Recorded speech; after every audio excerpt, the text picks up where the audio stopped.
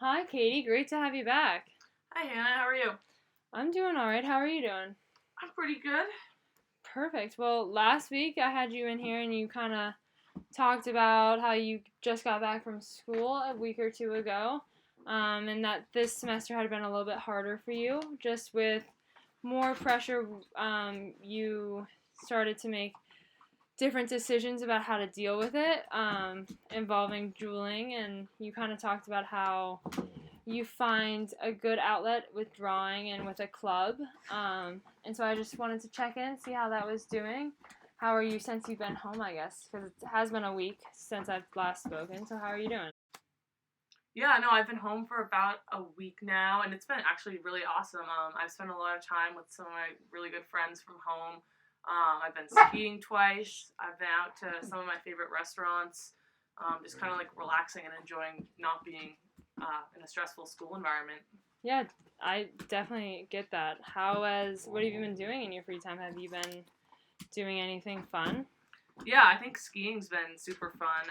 A lot of my friends and I like being from Vermont, I don't know, grew up skiing all the time, so it's a good like outdoor activity we can do together and talk about school and get some exercise in. Yeah, are you able to do that at school? That seems like a really great stress reliever. Yeah, I mean, I do it sometimes. It's kind of hard to get to the mountain in between class and like finding people who can drive you and paying for passes and stuff. It's just more stressful when I'm not at home, I guess. Well, I'm so glad to hear that you are finding new activities and you're having a really great time at home. I guess I'm just wondering what's different about home and why your habits change at home. I don't know. I guess the access to skiing makes me want to go do that with some of my best friends from home. And I honestly don't have as much time for the bad habits. Like if I'm out doing fun things in the outdoors, like I'm not going to be bringing like my jewel along, or I'm not going to be thinking about like all the stress of academics and work. And so I'm just going to want to ski and not jewel all the time. So, do you think that the school and the stress are the reasons for your drooling? Do you think that's the trigger for the behaviors? Yeah, like that's probably definitely part of it. Because I can't ski as easily there, and I mean I can draw, but for some reason that seems like less of an option when the jewel is just so easy, and I get like so stressed in my like rooming environment and academics and everything. You just mentioned your rooming environment for the first time. I haven't heard much about that. What's different about your rooming at home versus your rooming at school? Oh, I love my rooming at school. Like it's so awesome. I live with five of my like best friends. It's just like nobody at home jewels, but my friends at school do jewel. So you started juuling when you got to college. You didn't do that beforehand. I mean, I guess not. Like, it was really just one of my roommates, like, came in one day, and, like, obviously we all knew, like, what a jewel was and everything. It's not that people weren't doing it at home, it's just, like, it wasn't around me all the time, and then my one roommate, like, used it a lot, so I was just curious, and all of a sudden it became a habit. So it started as something fun and then it turned into a habit. Yeah, I mean, I guess so. Every time it was fun, like, we would go out to parties. I mainly only wanted it at parties because it's kind of like a fun addition to just like drinking, which is what we would usually do.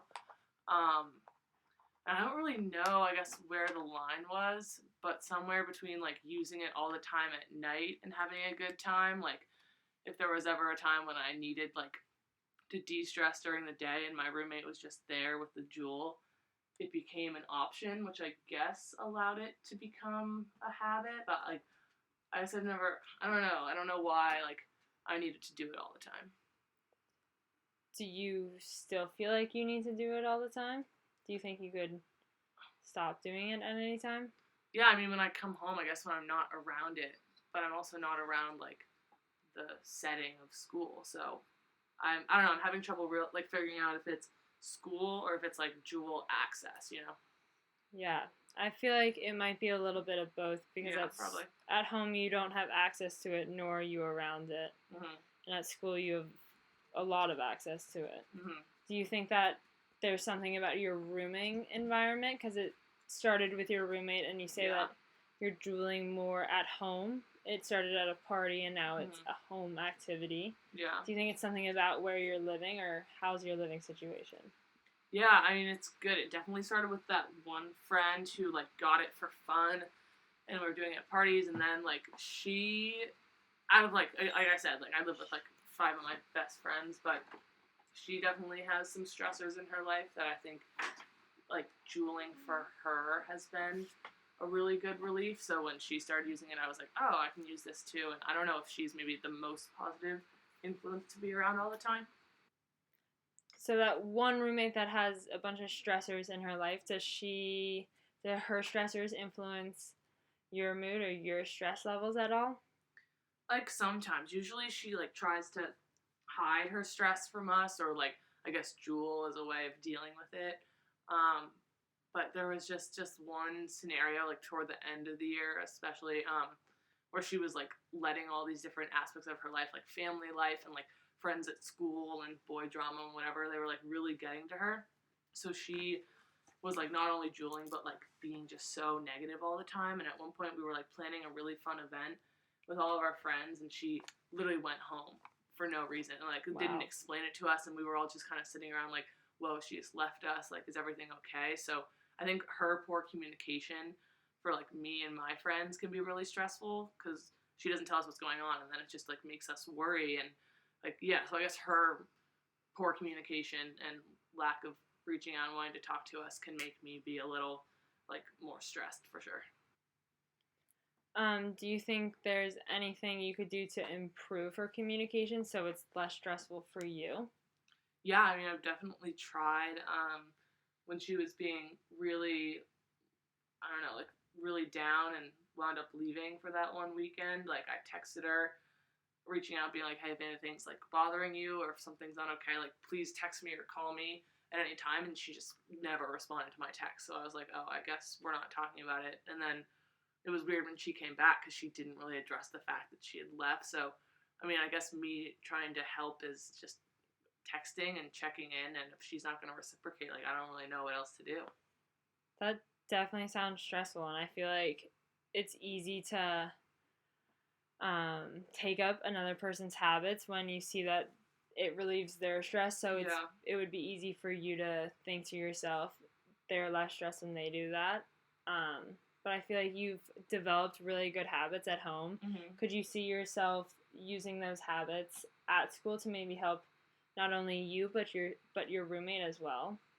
Yeah, I think that I have to be better about trying to, like, if I'm stressed and know I have homework, maybe just set aside some time. Like, when can I go to the mountain? When can I go skiing? When can I, like, sit down and draw? And, like, allocating that time and then inviting my roommate to do it with me could probably help. And then also making sure the Jewel isn't present during those activities would be important. That sounds like a great plan. I just feel like you are putting a lot of pressure on yourself to help your roommate and to help her stressors. And because of that, you have adopted her bad habits and you've adopted how she's dealt with stress. And I just think that if you really focus on you and what makes you happier, then that in turn will inspire her to be happier and to make better decisions. Yeah, I think that's probably true. I think that, like, with the stress of work and school and everything, like coming home and wanting to be motivated to like help myself and her, it just seems like a lot. But I think that you're probably right, and if I focus on my own happiness and ignoring like the stress that makes me want to jewel, not ignoring, but yeah, it could probably help her in the long run too. Yeah, definitely. And you also mentioned a while ago that you had 5 other roommates. Mm-hmm. How do they feel about this? Do they also jewel? Do they, I guess, like tap into the situation between you two jeweling? Yeah, they totally noticed the same kind of stress that my roommate has, and they all thought it was weird when she left and she does all those like kind of sporadic things. Some of them have picked up jeweling in the same way, but some of them are like adamantly against it. So maybe Honestly, I should probably talk to them and see how they've been dealing with it. Yeah, I was gonna say because I feel like if you reach out and you have a more open communication with your house in general, then it might be able to help your roommate and help you a little bit more. Just feel less responsible for her Yeah. sadness and for her stressors. Yeah, I think I should probably do that. I've been meaning to text them because we didn't end the semester on like the best note with our juuling and anxieties, so I'll probably text them before going back. Well, I think that's a great idea.